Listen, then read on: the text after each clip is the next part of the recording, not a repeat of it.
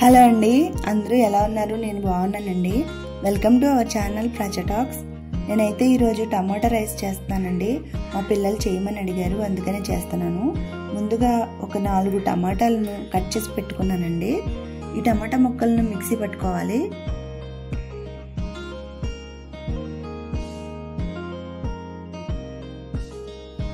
ఈ మిక్సీ గిన్నెలో టమాటా ముక్కలతో పాటు 3 ఎండుమిరపకాయలు కూడా వేసుకుంటున్నానండి, ఎందుకంటే టమాటా పేస్ట్కి మంచి కలర్ వస్తుంది.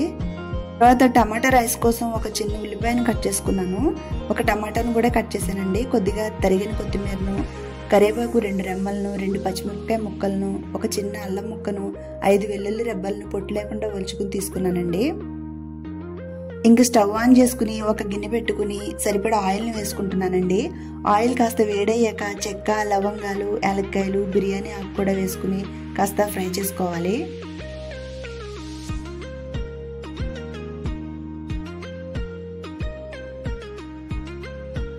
ఇంకా ఇందులో ఉల్లిపాయ ముక్కలు, పచ్చిమిరపకాయ ముక్కలు వేసుకుని ఉల్లిపాయ ముక్కలు కాస్త మగ్గే వరకు వేయించుకోవాలండి.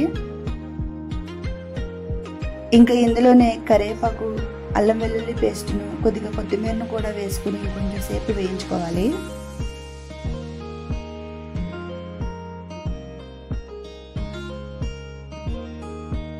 తర్వాత ఇందులో ముందుగా గ్రైండ్ చేసి పెట్టుకున్న టమాటా, ఎండుమిర్చి పేస్ట్ను కూడా వేసుకోవాలి.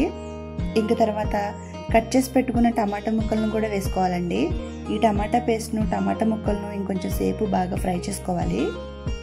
ఇప్పుడు రుచికి సరిపడా ఉప్పు, 1 స్పూన్ వరకు కారం, కొద్దిగా పసుపు, కొంచెం ధనియాల పొడి వేసుకుని బాగా కలుపుకోవాలి.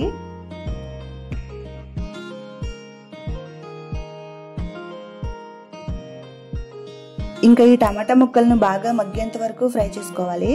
టమాటా పేస్ట్ అడుగు పట్టి మాడిపోకుండా ఉండడానికి కొద్దిగా వాటర్ని వేసుకుని బాగా కలుపుకోవాలండి.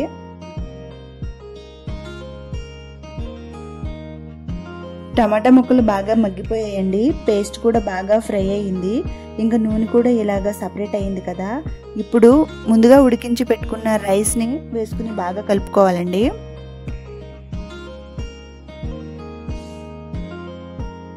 ఈ టమాటా రైస్ని నేను అప్పుడప్పుడు ఇంట్లో చేస్తూ ఉంటానండి. ఇంట్లో ఎప్పుడన్నా కర్రీలు లేనప్పుడు టమాటా రైస్ చేసుకుని తింటే చాలా బాగుంటుందండి.